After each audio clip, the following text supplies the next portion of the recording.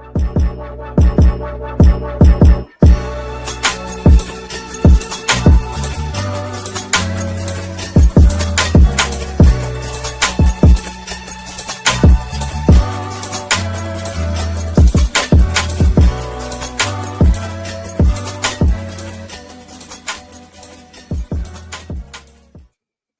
everybody, and welcome back to another edition of the One Hood Power Hour. I'm your host, Royce Jones. A lot has happened since our last program, and we are very excited to be back with you this evening to talk about the stories that matter with the people who care. The One Hood Power Hour is a news program that's meant to give you some updates about what's been going on around Pennsylvania as we talk to people who are in the news so you can understand how you're impacted and what you can do to make sure that your community has what it needs. Remember that you can ask questions directly to our guests. Just type them in the chat and we'll do our best to get to them. One Hood Power focuses on building power by reaching out to our communities who have been traditionally excluded, forgotten, and under-resourced. We specifically focus on the people, policies, and platforms to improve the quality of life for our Black, people of the global majority, disabled, queer, youth, immigrant, and Muslim communities. On tonight's show, we wanted to talk a little bit about the C word, cancer. According to the Allegheny County Department of Health, cancer is the second leading cause of death in Allegheny County, with a death rate which is slightly higher than the national average, and lung cancer being the most prevalent. Cancer accounts for 18% of all deaths in 2020. The cancer death rate has actually declined, but the county's rate, which is 150 per 100,000 people, was 4% higher than the national average, which is 144 per 100,000 people. And that data is from 2020. A lot of numbers there, and it's all going to make more sense as we put it into perspective as our conversations roll out this evening. Our first guest is known as a curator and creative in the arts. However, the other week, she became known as a mother of a child with cancer. Taking to social media, she announced the cancer diagnosis of her child and reached out to the community for support. So to talk a little bit about this story, let's everybody welcome Tara Faye. Hi, Tara. Can you hear me? I can, yeah. Okay, I was just perfect. adjusting because now I can see myself. And You're good. That's good. No, that's all right. Take your time. How are you? How are you guys doing? We're good. I think more than anything, we feel really fortunate. And, I think it's been a month now since her diagnosis. And, we're in a good space and we are looking forward to the next steps in her treatment and just, getting through to the other side. And she's amazing and like so strong and so brave. And she's my biggest inspiration right now. How old is your daughter? She's 9. 9 years old. And it seems like, she's not just an inspiration to you. She's obviously an inspiration to many other people. It seems like a lot of support has been pouring in for you guys, right, since you took to social media. Yeah, for sure. In a way that I keep saying that, I'm just blown away. And I use social media, for self-promotion, but it's also kind of like a diary, an archive. So, people that follow me have seen me through so many life changes and they've seen my kids grow up. And like, I fear nothing. Anyone who follows me on social media, like I have posted some really like audacious things over the years. And we had been in the hospital for over a week. We had her diagnosis. We had an idea of next steps. And I was like, Neon, I feel like I should post about this, but like, what do you think? Because one thing I'm very conscientious of is as my kids have gotten older, I realize how important autonomy is. So if I'm posting things about them at this point, now it's with permission. They get to like screen posts before they go up. Like I'm very intentional about that because for years that was less of a concern. And, you just post them all the time and you're not thinking about a digital footprint. But, in the digital age, I do want my children to maintain some of their privacy. So I was like, we should announce this. Like, what do we do? What do we say? And I have never been as nervous about posting something like in my life. That's But the whole powerful. time, she was in the hospital and we were like in an uncertain space. I'm posting nothing but like pictures of her on my stories. And then our family, like in Ohio, they're like, hey, is something going on with Neon? And I'm like, oh, I have an entire network of people that I should, just let them know. And one thing Nene loves is like seeing how many people will like comment on posts about her, or because she has fans. She is a person. Yeah. And I was like, you know what? Let's just post this and ask people for words of support, because like that's the most important thing right now. And I don't even think she really has a handle on like so much love and support, and just like people I haven't spoken to in years were on that post, and so many people were reaching out like, what do you need, what can we do? And I'm so grateful that she is being uplifted by so much community. So yeah, just practicing gratitude. And in the arts there is sort of this idea of like, silent competition, like we're all in competition for whatever reasons, right? And sometimes like I don't feel the support, and I keep Yeah. saying how like none of that ever mattered, because when I needed that support for my child, it was there. And she's more important than like anything I could have ever done. So I'm like, this is it. Like all of the things I may have felt like I was lacking, had negative feelings about, like, oh, such and such didn't come to my opening. Mm. Such and such showed up for my daughter. And that's all that matters. So yeah, that's my spiel on just gratitude, and using social media as a way to, make people aware of what she was experiencing. Yeah, I read your post. And I know you had mentioned in it that you guys, you and Neon and the family are reading through those comments. And what has it been like? What has her sort of reaction been reading through some of that support, and how's that been helping keep her going and feel inspired during this time? I think the only fear and apprehension Neon had was before her surgery. Mm-hmm. Um, she had come in, she had some mobility issues, and she was in physical therapy. And her physical therapist noticed that it seemed to be a bit more serious than mobility issues. And she gave us a referral to neurology. We thought nothing of it. Like the morning of Valentine's Day, her dad came to pick her up. He had gotten her like a cute little balloon. We thought nothing of it. She had her lunch pack. She's like, I'm going to school after this. I'm having my Valentine's Day party. And they went in, and like within an hour, maybe longer, I had like 17 missed calls. And they're like, you have to pack a bag. Like they want to admit her for an MRI. And I'm like, what? And I lost both of my parents like one year after another. My father died from cancer. My mom was a bit different, it wasn't cancer, but she had her own host of issues and, declining health. And like I had PTSD. I'm like, I can't pack her bag. Like I pack her bag, she's never gonna come home. So like her dad came over and we had a difficult conversation. And I'm like, I think something is like seriously wrong. I just have a feeling. But we still wanted to maintain optimism, especially for her.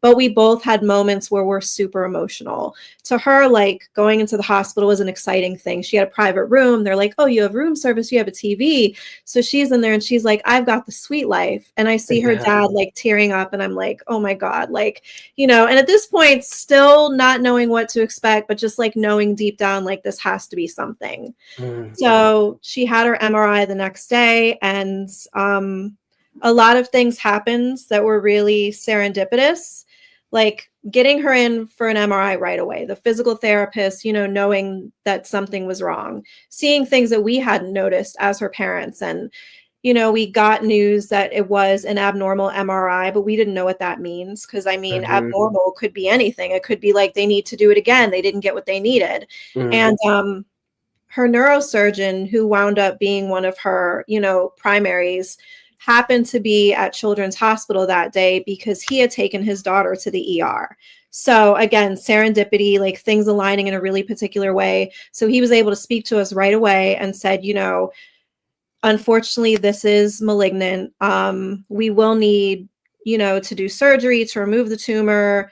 So it was like a lot of information all at once. We were prepping for the surgery, and that was the only time she had any sort of fear. She was like, I'm nervous because we weren't sure what to tell her because we didn't know how bad it was. So it was tentatively saying like, hey, you know, all your issues you've been having, they're going to do surgery to fix it. And the surgery is going to be in your brain.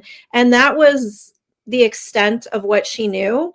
Okay. And she did, you know, there was fear and anxiety. But since then, she's just been like, okay. And I really Yeah. think she gets it from her grandma. Her grandma's from Queens. Her grandma Okay. had a cancer diagnosis, and she was like, I'm either going to survive or I'm not. Like, I'm not, you know, about to break down about it. And I really think that Neon has that attitude and is just like, we're going to deal with whatever it is. And she's been incredible, you know, having to tell her, like, you have cancer, you're going to need a year of treatment.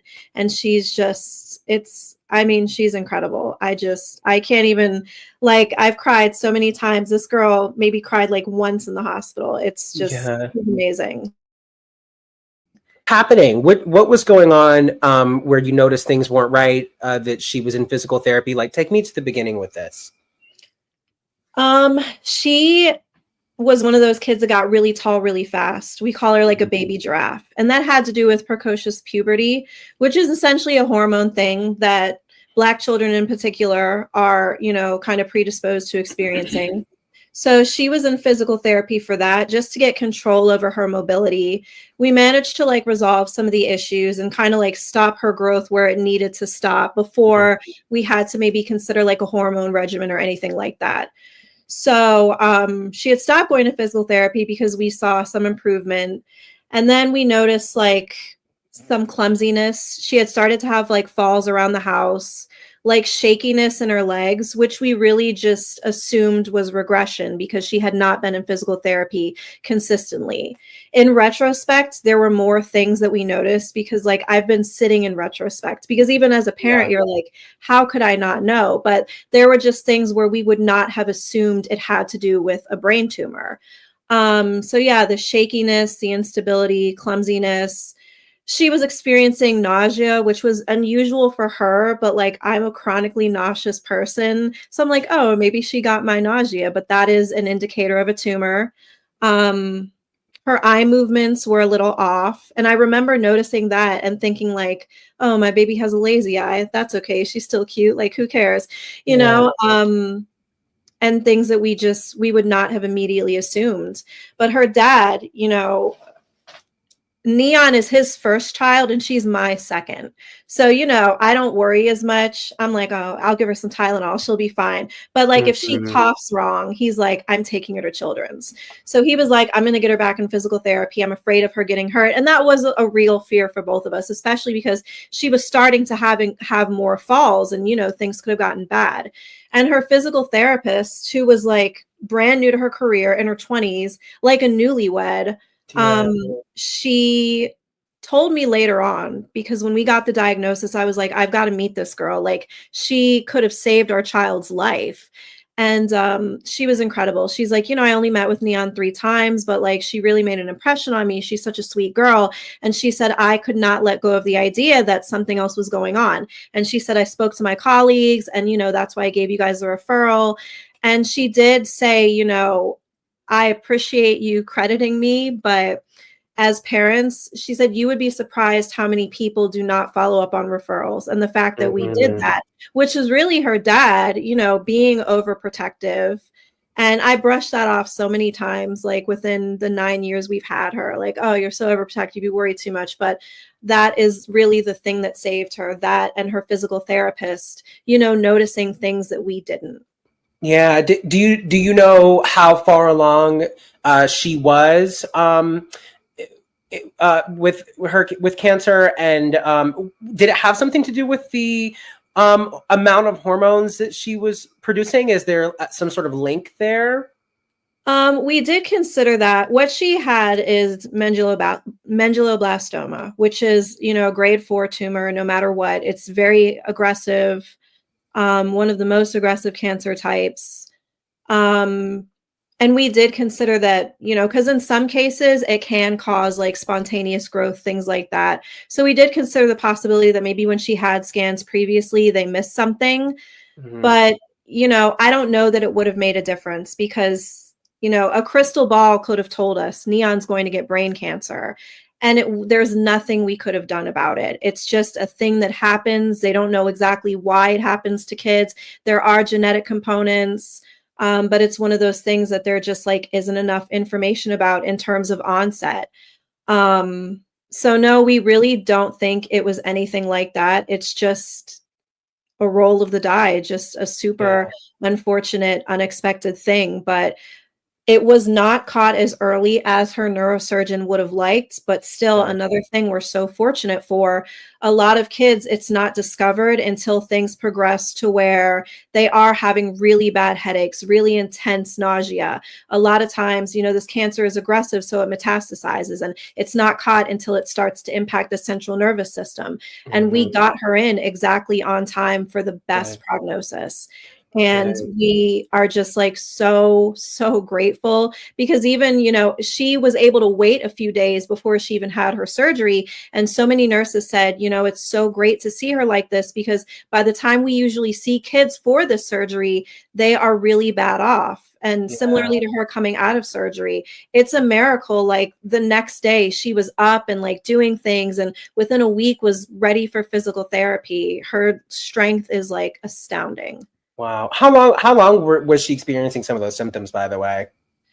A few weeks, I would say, but again, in retrospect, there were definitely because I sit in retrospect. Even today, I was telling her dad, like, I remember I was yelling at Nene because she was in trouble, and the shakiness, the uneven eye movements, and the instability was the most prominent thing. Like, she could not walk a straight line, and the fatigue, she would get Mhm. exhausted really easily, and that was definitely within a few weeks of us taking her to children's and finding out about everything. She would come downstairs from school and like lay in my bed and be like, oh, I'm so tired. I'd be like, girl, you just don't want to go to school, like get Yeah. up. But no, fatigue is a symptom of this, that we didn't make the connection. And there's so much guilt, but also like you would never ever expect something like that. No. Is her treatment over? Is it ongoing? She had the surgery, and is there continued treatment? Yes, because surgery did remove the tumor. They leave a small, like slight percentage. And that's because where it grows in the cerebellum, it's very close to the brain stem. And, any brain surgery has cognitive impacts. So to reduce some of those cognitive impacts, they don't remove the whole tumor, but they remove Okay. enough of it to where, the tumor likely will not grow. But because it's aggressive, it necessitates a year of treatment. So we'll be leaving this week. She'll have 6 weeks of radiation in Philadelphia at CHOP.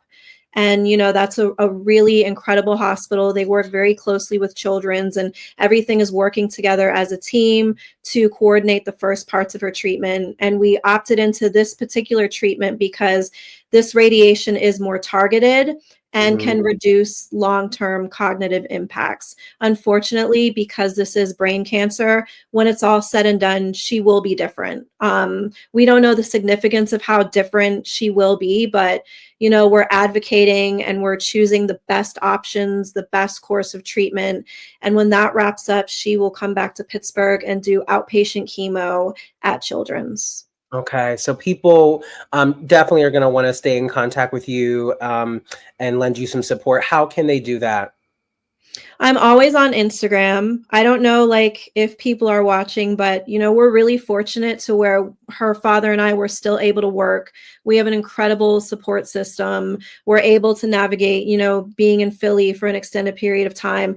So the only thing we asked for was like we had Nene make an Amazon wish list. I posted it on my Instagram. Within a week, people had bought everything on the wish list. We were just like, because our logic was, we're so fortunate to not need financial support. Let's do something that will ensure like Nene has joy and comfort while she's going through this treatment. And people have asked like what else they can do. So I think when she starts chemo, maybe her needs will look a little bit different. She can make another list. But I mean, social media is like, people are incredible. And just if anyone's on there that bought Nene something, thank you so much. She's so grateful and just like, she can't believe it. She's like, wow, really? Like all these people like me? So Oh, we're blessed. what's your Instagram for people to? Ms. Tara Faye.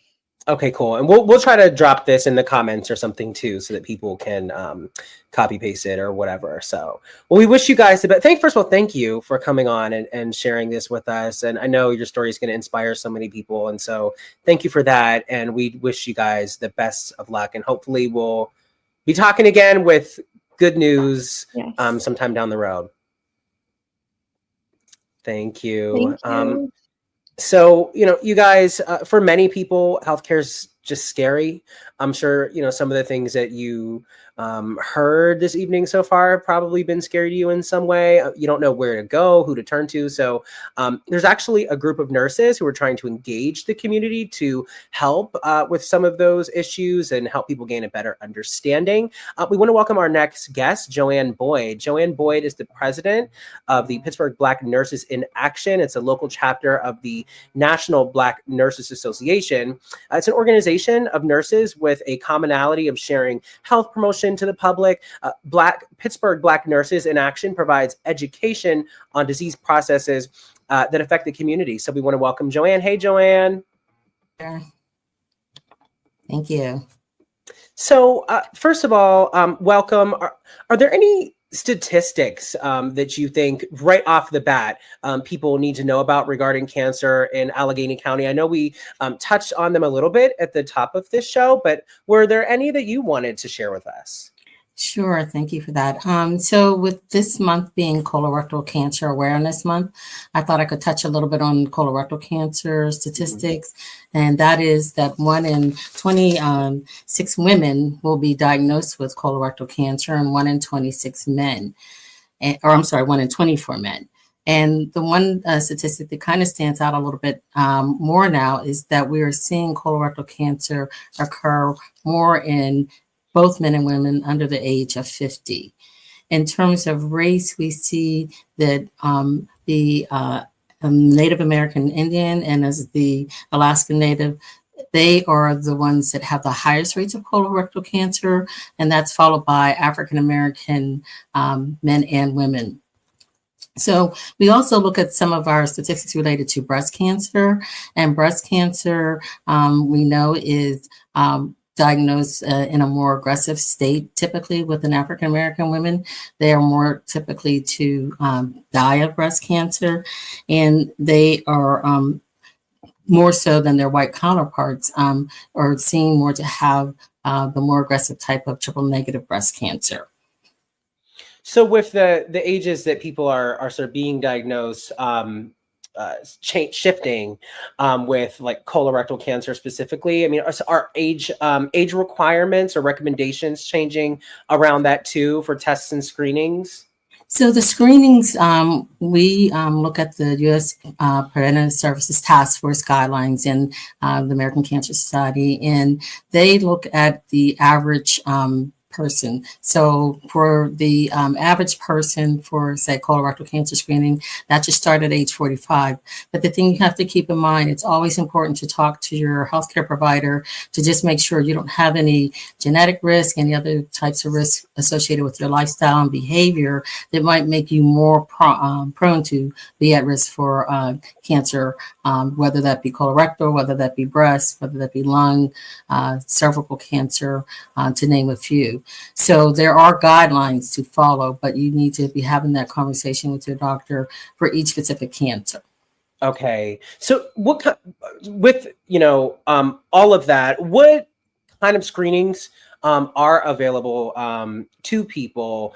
And, are there any ones that are sort of, I guess maybe like easier, or any way to sort of detect on a grand scale if you might be at risk without maybe testing for each individual strain of cancer?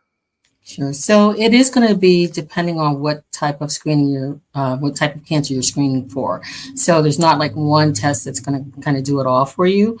Okay. But there are different tests within each type. So if we look at colorectal cancer screening, there are different types of screening tests that you can have. The colonoscopy is going to be your gold standard. That's where they're going to stick a tube down to take an exam, look at your colon and rectum, and they can see when they do that exam in a clinical setting, are there any polyps or anything going on along the lining of the colon? And what we always promote is that early detection saves lives. So if you can get your screenings done and detect cancer before it has a chance to spread or before it has a chance to be a higher stage of cancer, you have an opportunity to have better treatment options. You also have an opportunity to have better outcomes. So if we look at the colorectal cancer as an example, colorectal cancer can be found in either the colon or the rectum, where it gets its name. And it often starts as a polyp, and it's on the lining of the colon. Every polyp that occurs or that's found there doesn't necessarily turn into cancer. However, if you have a colonoscopy, there's an opportunity for them to remove that polyp before it has a chance to become cancer. Because when you think in terms of cancer, cancer is occurring because the cells in our body that normally are there to function and help us to have healthy lifestyle, the cells in cancer, the cancerous cells, they are going awry. They are dividing faster. They are not following any of the rules that they should be following to keep us healthy. And so we want to try to get those cells before they have a chance to do all the destruction that they can do. When you think in terms of something like screening for breast cancer, that typically would be your mammogram. But again, if you're somebody that has a family history of breast cancer, if you have some type of genetic symptoms that are genetic, genetic tendencies that would make you more prone to a breast cancer, you might need to start your breast cancer screening earlier. Typically, you would start at age 40 for the average person. But if you are somebody with those types of genetic disorders or family histories, you might have to start a little sooner. Okay. What kind of questions do you think people should be asking their doctors in regards to all of this? So I think you start first with knowing your body, making sure that you are aware of what your body normally typically looks like, feels like, whether that's, a mole on your skin, whether that's a lump or a certain feel that you have in your breast or any part of your body. And then you want to ask your doctor, based on my history, based on my medical history, what type of screening is best for me? How often should I get that screening? What are the side effects of the screenings that I might choose to get? I think the most informed person is the best advocate for yourself and for your health. And if people are listening to this and they're like, okay, I want to go do my own research or, learn some more information, is there anywhere that you sort of recommend people go for that? So we certainly would recommend, with this day and age, our computer is our friend, but it also can be challenging for us if we're getting misinformation. So we would encourage people to use those reputable sites that are basing their information on scientific data and not just, myths and things that you might hear that may not be realistic or based on science. So when you think in terms of the American Cancer Society, the National Cancer Institute, those are reputable sites that we would suggest that people take a look at if they're looking for more information. Yeah, and with this too, is there anything that you can say to people that would sort of help them find a good balance between, being on top of it, being assertive, and knowing what's, happening with their body, versus, kind of the opposite, where, a lot of people they get online and they're on like WebMD and they're diagnosing themselves and they're freaking out.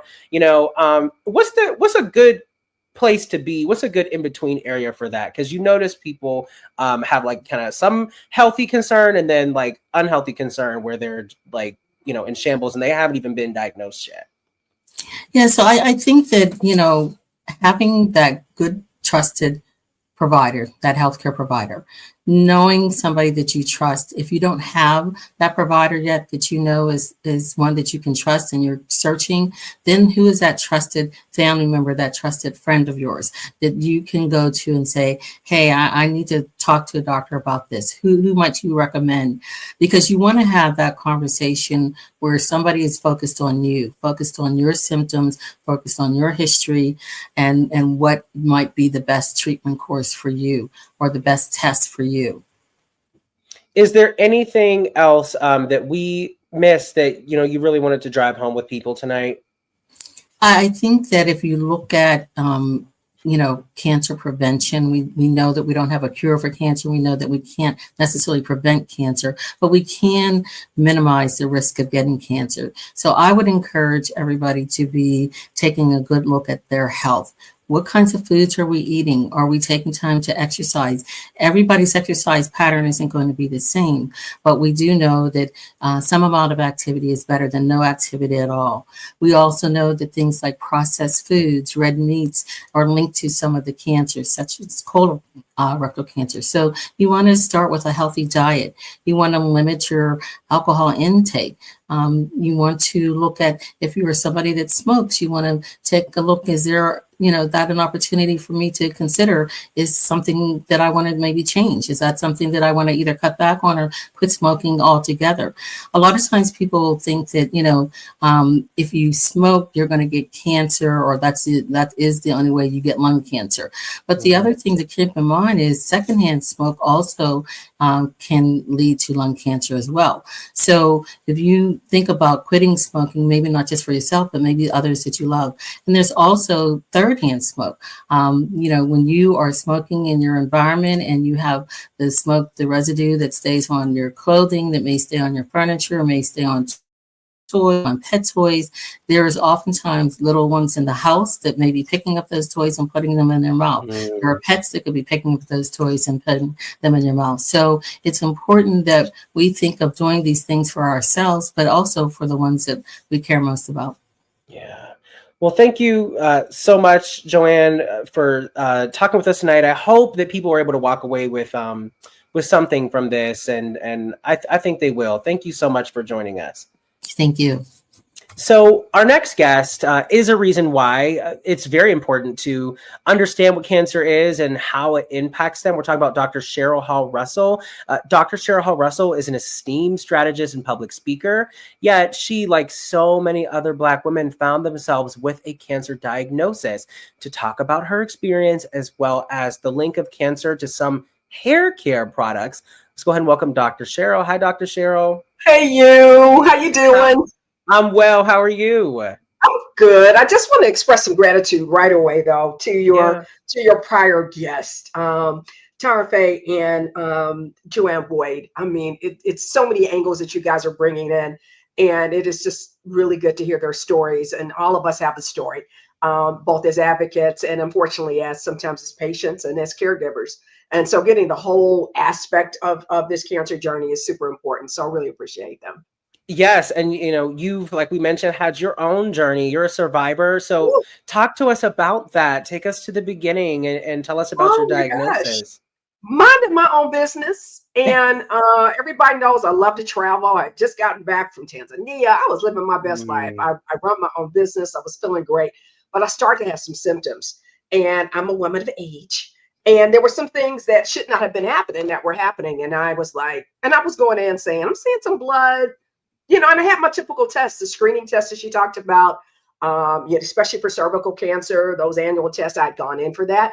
Everything was clean, but I'm still having a little bit of blood. And so and I'm just talking about this straight open because I'm not shying away from any of these topics. It's reality. And I want people to hear me. And so the other piece was, they kept pushing me off. I don't know what this is. Why don't you come back in a few months? Da, da, da, da, da. And I was like, no. And the last time my doctor said, let's look at this again in 6 months. And I said, no, I will be back in 2 weeks. And she was kind of looking at me like I was being paranoid, like I was, and I felt that I got that look. And so I immediately just got on the phone and called a GYN myself and made an appointment. And I made an appointment with the brown woman. Because, I'm a researcher and I've done some study work around how we are treated and Black women are treated in these doctors' offices, and they weren't listening to me. And so I found a brown woman, walked in, and she said, "Where's your biopsy?" And I said, "I haven't had one." And she said, "What?" And within 5 days, she had me in AGH at West Penn, did the biopsy. And unfortunately, I went online to check about a shoulder injury to look at the results of a MRI and noticed that my tests were back. And she had told me everything was pink and looked normal. And I'm like, let me look at this. And as soon as I opened it, it said serous carcinoma. And I flipped out. No lie, for the next 4 or 5 hours, I could not hear or see because the terror was real. But, once I kind of got myself back together, I realized it's a very aggressive type of cancer. So I didn't know if it had spread at that point. I didn't know anything. But I knew that I waited and not been my own, being a self-advocate, that this thing could have taken my life. And your treatment, talk to us about that. And this was back in 2023, your diagnosis, right? August of 2023. Yeah. So it's they first had to go in and they did PET scans. They want to see where active cancer cells are. So there's dyes in your body. And I'm just fascinated with cancer medicine. It is amazing. And I think I have had excellent care. I did not like my first oncologist. It wasn't because he wasn't talented as a medical professional. He just was not a communicator. And so you have to understand as a patient what you need. And one of the things that I needed was somebody that was going to look me in my eye, talk to me about my diagnosis, and provide encouragement. And I wasn't getting that from him. And so we scheduled the surgery that October. He did it. It was successful. And shortly thereafter, I switched oncologists to someone I could relate to better. He was giving me I was a stage 1 cancer, which is about the earliest that you could find it. But he kept saying things like, you've got a 50% chance this is going to come back. Well, when I moved to a new oncologist, I found out he was giving me the absolute smallest percentage. And she said, you've got a 95% chance that you will never hear about this at all. She said, it's 95% because I'm not going to give you 100 because that's not how cancer works. And so after that, I immediately went into chemo because of the type. It's called serous carcinoma. It's very aggressive. And so they wanted to make sure there were no, cells hiding out anywhere in lymph nodes. And so chemo was no joke. I had to have recommended was between 3 treatments of one scientific study, 6 on another. They went with 6. I ended up having 5. And it was rough. It is when you know who your circle is. It is when you put the clarion call out, and my folks showed up, both family and friends. They took on different aspects from feeding me to going to chemo. My big brother came down from Ithaca, New York, and my sister from Indianapolis. They didn't miss a treatment. My daughter did the last, couple too. And so I just was never, they didn't overdo it, but I was never alone going through those treatments. And then I had a very quick month of radiation in April of last year. And so I'm coming up on a year of no more treatment, only going to my oncologist now every 6 months. Nice. Is there anything about, your journey or any information that you learned along the way that surprised you or shocked you in any kind of way? Yeah. I mean, I'm like, what kind of cancer? Mine was endometrial, which is the lining of the uterus. And I was just trying to figure, where the hell did this come from? There was a part of me that, we started doing all this stuff around genetics, and they did all this genetic testing. And there was nothing that would have indicated that I would have gotten this until we started talking about hair care products. People who know me know I used to have this much hair. And as a kid in particular, it was so heavy and thick. We started perming probably at 12 or 13 years old. And it wasn't until the last few years they started making these connections between hair perms and cancer, ovarian, endometrial. It is highly increased for Black women. And so I am no physician, nor am I a lawyer. I don't want to say too much about this because I am involved in a lawsuit around this right now. But they are very clear. The New York Times did a very extensive story on this, and these African-American physicians and researchers who made that connection very clear with a huge group of Black women they were tracking. And at least I was a little bit older, I was over 50 getting it. What was sad to me reading those articles is so many of those women in their 30s and in their 40s. Some of them had not even begun to have their children yet here they were with these cancers. And so I want to just bring awareness to that. I want to leave you with, be aware around the cancers around the hair perming. Hair braiding now, Consumer Reports has just put out a study on the braid hair that we are using that is as toxic as anything you will ever see. And Yeah, yeah. The braid hair is horrific. So Consumer Reports, and it is starting to spread. This just came out a couple of months ago. I didn't do a lot of braiding, but I had my share of braids as well. Mhm. And so, the things that we love and embrace, we love our hair, we love doing different stuff to it, but we have to be a lot more careful with looking at the ingredients of that stuff. And I know it sounds super scientific. Hair products are killing us. And we have got to take that in. The other thing is listening to your body. I knew my body was off. I didn't feel bad. Mhm. I just knew things were Yeah. happening. And when people weren't listening in the way I think they needed to, I saw different ears. Yeah. And so until I got an answer. And so I need people to have that confidence in their own thoughts about their bodies so that they are become their best advocates. And we save our own lives sometimes. And don't be so afraid that you just don't go in. You have to know so you can treat. And the treatment was not easy. I've never been that tired in my life. Going through chemo was one of the Mhm. toughest things I've ever experienced. But I'm alive and I'm cancer free and I'm able to talk about this. I went on Facebook, and not in the beginning, I was ringing my bell on Facebook, and that was the first time my friends, the broader community Okay. knows me, knew. Not because I was embarrassed. I wasn't ready to talk about it at that time Yeah. broadly. Number two, I was working for myself. I was afraid people were thinking that I couldn't Yeah. anymore when I was able to continue to work. So there, but in a way, I wished I'd shared a little bit earlier. Some of my friends did, and I think our journeys online have been so helpful to people with new diagnosis. They know who to talk to, and that community is growing here in the Pittsburgh region of us who are willing to share our stories to help others. And also, you mentioned seeking other ears, and how do you how would you give people sort of that same courage to speak up? Because when you have somebody that is, degreed down, who has been, maybe a doctor for a very long time, whatever in the medical profession, and they're telling you don't worry about it, but something's not right. How do you find that courage to speak up and be like, no, something's wrong, and if you're not going to help me out, I'm going to find someone else to talk to? Doctors are people too, and don't be intimidated. If it Mhm. means you start to think about the people around you, your children, your parents, your friends, the people you want to see get grown. I have a daughter who is 22, and there's a lot I want to see her do. That makes you start to become your own best advocate.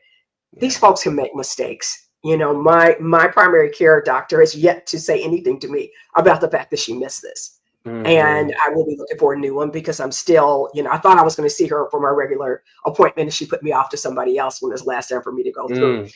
So I was like, okay, sis, I see you, and I won't be seeing you anymore because Right. you weren't good for me. And so this whole doctor intimidation, this thing they know best, seek them out. But if something is continuing and nobody's giving you the right answer, then figure out what your insurance is going to allow you to do for second opinions.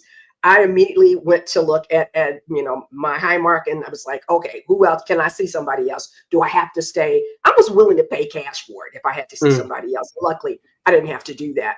But I Yeah. also began to talk to other people and say, is this happening to you? What and I started to open up a little bit, and folks are like, girl, you better go and see Mhm. somebody. And so but I'm also tenacious as hell, and I absolutely knew my body was off. I was Yeah. working out, I was a vegan, I was lifting weights, I was doing all the things because Cheryl liked to have fun, she liked to travel. But still, and I don't eat poorly, I like a bourbon or two, but I am not a heavy drinker. I've never Yeah. smoked. But I knew something was wrong. So please listen to yourselves. Your intuition will save your life. Yeah. Do you share your journey online anywhere that people can connect with you in some sort of way? And not specifically this, but you can find out things about it if you're on Facebook with me. I am Dr. What am I? Dr. Gerald PTH, I think, on TikTok. I am on TikTok, believe it or not. And Okay. so I do a lot of things about that. And I have been open about it there, do a lot of political stuff that nobody wants to see. And also I'm on Instagram. And so it is Dr. C. Hall Russ on Instagram. And just small bits, but not as much as when I was in treatment. But I am open to anybody who wants to inbox me that wants to talk. again, I'm a doctor of education, not medicine. And so, but I am very happy to share my story and my journey and be supportive. And so, yeah. And your next guest went to the physician with me, my first appointment, and the importance of having people like that who have your back. She had words when I couldn't create words because of fear. And so it was so incredibly helpful at the beginning of this journey. And then she was there at the end when we celebrated with a big old birthday party, and just the blessings and the gratitude for getting to the other side of this. Yes. Well, Dr. Cheryl, thank you so much for sharing your story and speaking candidly, you know, about some of these issues. And congratulations too on ringing the bell. Oh, thank you. Just get your health, folks. Get your health, maintain it. I started lifting a lot more weights after this was over. And I am heading to my 5th continent next month. Wow. It's my birthday, and it's a Free from Cancer celebration. And I'm going to spend a month in Colombia, and I am going to celebrate and be so grateful forever. And I'm grateful for the journey, believe it or not. I've learned so much about who I am. And I feel anybody who's been through this has something to share. Yeah. Well, so thank you so much. Yes, of course. Thank you. And also, you know, in addition to the products that we use, sometimes there are environmental factors that can also be a contributor to increased risk of cancer. So, Pittsburgh. Yeah, right. Exactly. And so we do want to welcome our next guest, who you know very well, as you mentioned, Danny Wilson. Danny, thanks for being here with us this evening. As Dr. Cheryl was mentioning, you were there for the very sort of inception of her journey. So can you talk first what it was like for you to be along for that ride with her, and to sort of be that like affirming hand when talking to doctors and things of that nature? Sure, absolutely. Well, thank you for having me here. Excuse me. It was a gift.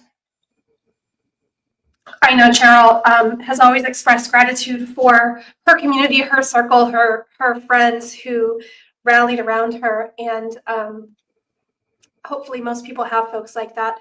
But to be invited in to such a vulnerable and tender space when somebody's experiencing terror, as she said, it is a gift. So it was a really beautiful time, and I was just happy to be there with her and for her.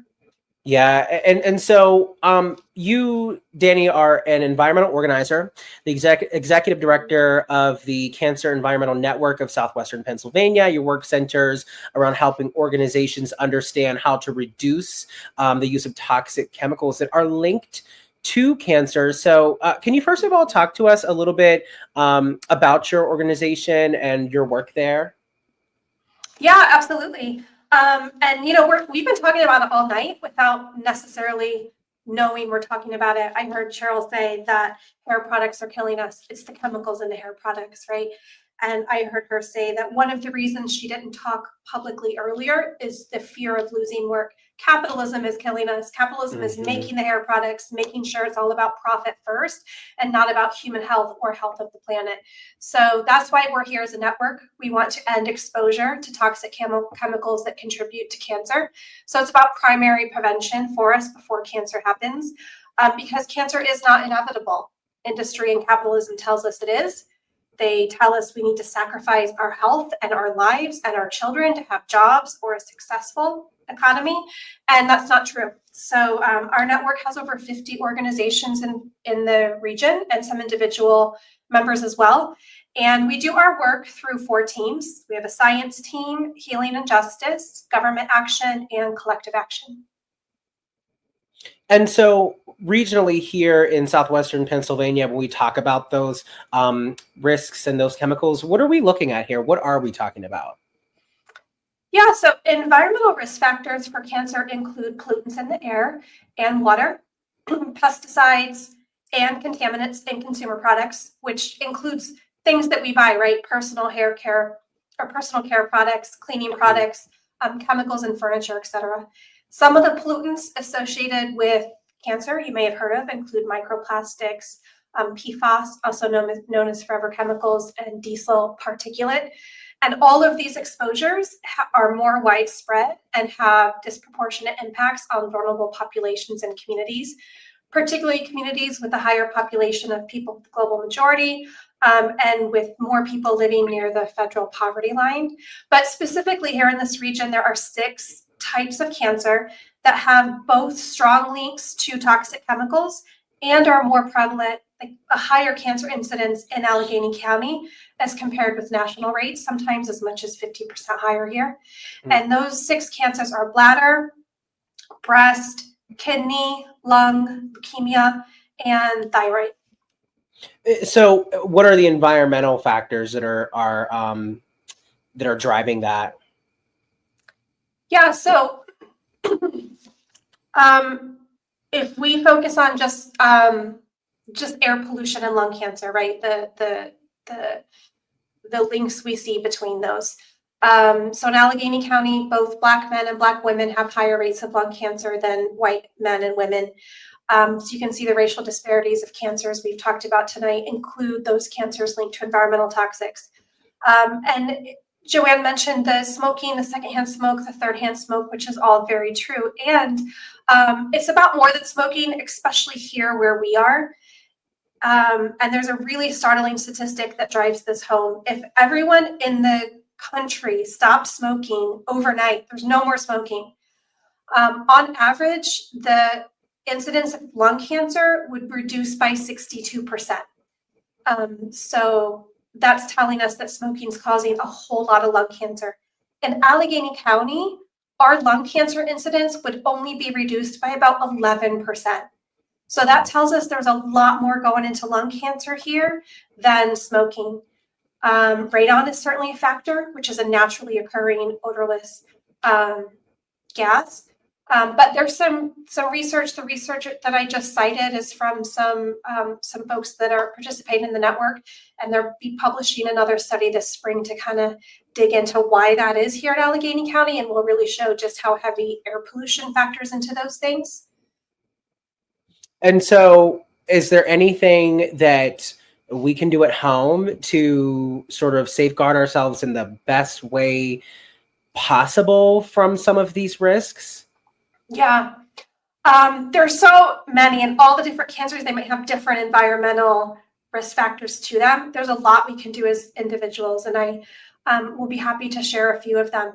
But I do want to note, first off, that we cannot individually solve the problem that corporate greed and the capitalism's devaluing of life has created.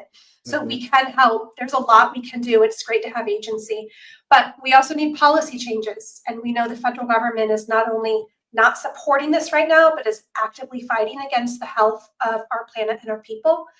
So we can right now act on a state and local level. We can advocate for bans on plastic bags, straws, utensils, styrofoam containers. Federal environmental justice agencies are being shut down.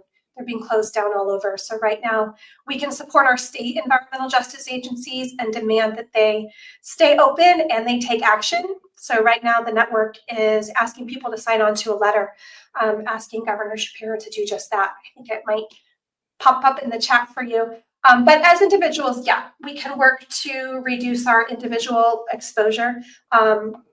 We can do a lot by reducing our plastics consumption, eliminating single-use plastics as much as possible.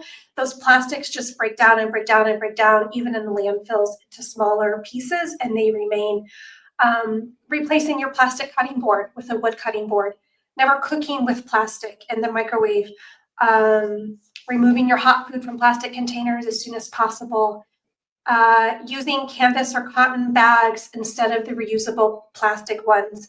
And if you need a new piece of clothing, this is one after 5 years of being really heavily into environmental carcinogenesis. I'm finally starting to try to focus on buying natural fiber clothing, because when you wash synthetic fabrics, microplastics can be created in the laundry cycle.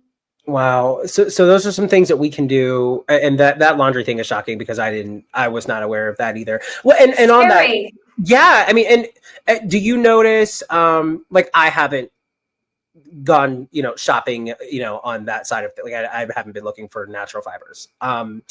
So price wise, like, is it more expensive to sort of shop that way? Because like, do you see what I'm saying? Like, is that like economic for people? It can be. I mean, we're looking for cotton, right? Mm-hmm. Which can be quite affordable. Linen, wool, if you can handle it, it's too itchy for me. But there's definitely a range. But I do want to know, that's such a great question. A lot of times our cleaning products can be cheaper. I make a lot of my own products now, both personal care and cleaning products. But even if you're purchasing them, there is this part of the narrative is that it's more expensive to go clean. And it certainly can be. Like, the clean beauty care industry is making a lot of money. Yeah. But it isn't always that way. And at the network, we have a program called Healthy Spaces, where we help smaller nonprofits and entities transform their space into a healthier place for their community. And they save money doing it. So that's office supplies, art supplies if your building has them, cleaning products, things like that. We help people trade out for cleaner, safer alternatives that actually are cheaper. Nice. Are there any companies or businesses of note that you can mention that are sort of taking advantage of that service? Yeah, so the one that comes to mind right off the bat, they are expensive, and that's the personal beauty care that I just mentioned. But there's a site called Credo, CREDO, credo.com. Everything they have, I really trust. They have a high level of transparency for every product, but they also won't sell things. The threshold to have a product on their site is higher than the European Union's, and the European Union does a much better job than our country in making sure that there are not harmful chemicals in our products. Yeah. Do you feel like if, legislators aren't listening and government agencies are not listening to people about our concerns regarding the environment and exposure to harsh chemicals, is it like within our best interest to maybe start like shifting our attention to the companies and corporations and businesses and like reaching out to them directly too? Like, have you noticed, that movement happening? Is that a thing? Like, should we be doing that? Yeah, we can certainly do that. They're going to respond to how they make money, right? And there are some, to answer your other question further, seventh generation, we've met with their executives, and they have some pretty good products. There is an what do you call it? Not an app, but on Chrome where you add an extension called Clearia. We've met with the Clearia folks, and if you install that extension as you're shopping, if it has a harmful chemical, it'll pop up a warning to let you know. So there are definitely some options out there of corporations who are both making money and finding safer alternatives or help us do this. Mm-hmm. One of the issues with going directly to the corporations is we have to meet the threshold of it's going to be more advantageous for them to do this unless they have a mission component like seventh generation. And when there's legislation, like take for example California, they have much better protections regarding environmental chemicals. It's a big state with a lot of consumer demand. So we're going to benefit from that in one way, because a company is going to have to comply with their state legislation. The continued products that they make will be better for us. However, Pennsylvania, when we don't have the same legislation, the same protections, we can become a dumping ground for those older products. And this includes things with PFAS. We can so we're actually more at risk if our state legislature is not keeping up with other states. Wow. So where do those things go? Where do they land? In like Targets and Walmarts? Or are they in, sort of like the secondhand, like was it like Ollie's and places like that? Like, where are we seeing those just sort of discarded products? I haven't looked at this stat in a while, so I might get it not quite right, but one really devastating thing that we learned a couple years ago is that there was a study done on products at dollar stores. Over 50% of them had carcinogens of the products that were tested in dollar stores.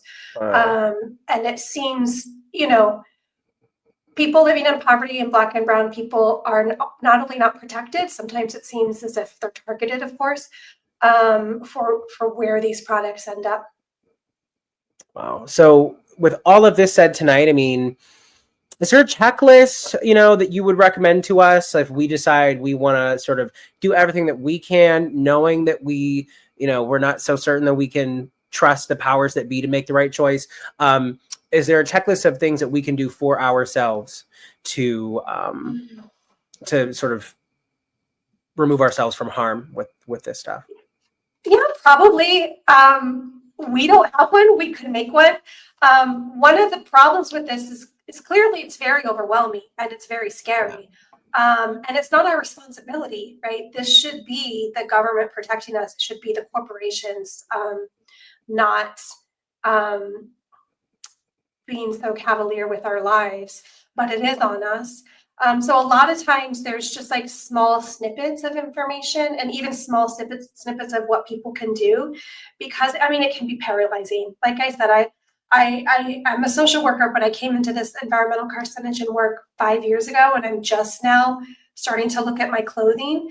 And that's okay. Like, we have to give grace to ourselves and to each other for just doing the best we can, and taking it a little bit at a time. Yeah. And you mentioned that, was it a Chrome extension? Yeah.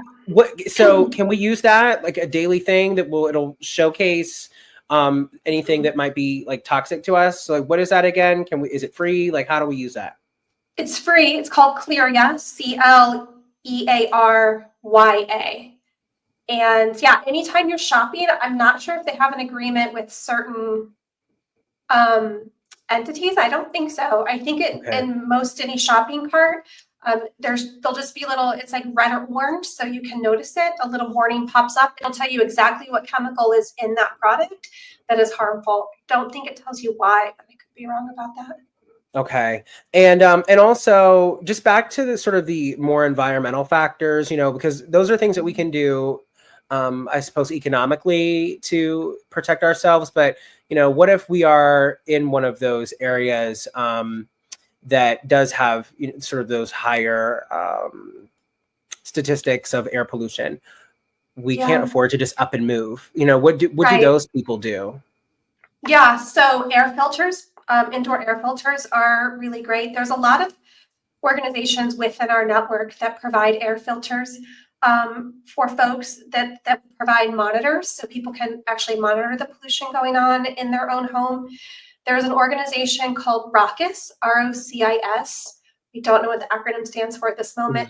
They have really phenomenal cohorts that go year round, and they're just now advertising for their summer. I think they'll have 2 cohorts this summer. It's an 8-week cohort, and they provide all of the equipment you need to monitor your home. They teach you how to use it. They teach you how to read the data and help figure out, how to mitigate it on the back end. There are also organizations that will help with radon testing and how to mitigate it.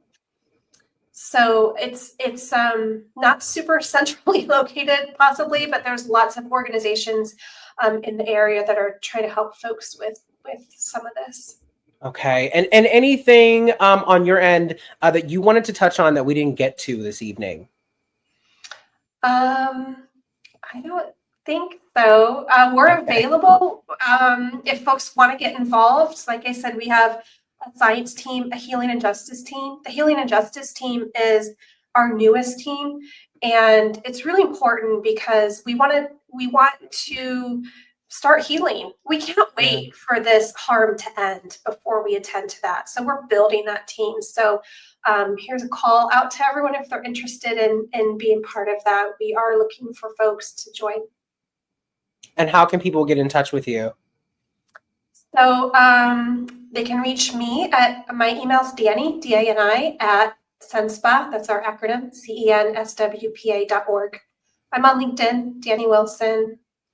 And our website is also CENSWPA.org. that's where folks can sign up to get our resources and monthly digest and things like that. Okay. Well, Danny, thank you so much for sharing your expertise with us this evening. The things that you mentioned regarding the chemicals in the wash shocked me, and that dollar store statistic just makes me sick. Yeah, I want to follow up because I can link the study, and I didn't have that quite top of mind. Maybe I can leave it as a comment on the YouTube video or something, so we have the correct information. Yeah, drop it in the chat. Okay.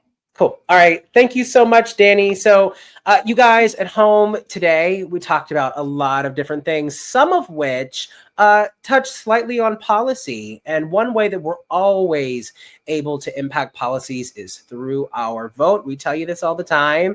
As you know, there's a special election happening in March, as well as a primary election on May 20th. So make sure that you are registered to vote and that your registration is updated and current. That is all for tonight. I'm Royce Jones. Thank you for watching, and we'll see you next week.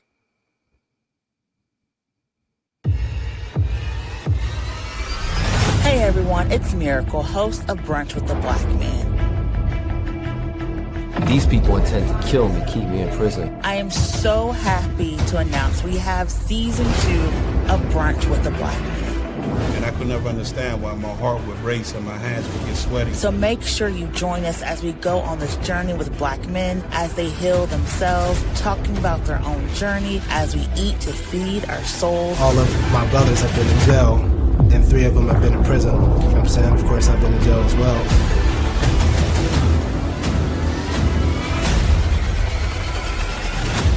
Join us for season 2 of Brunch with a Black Man.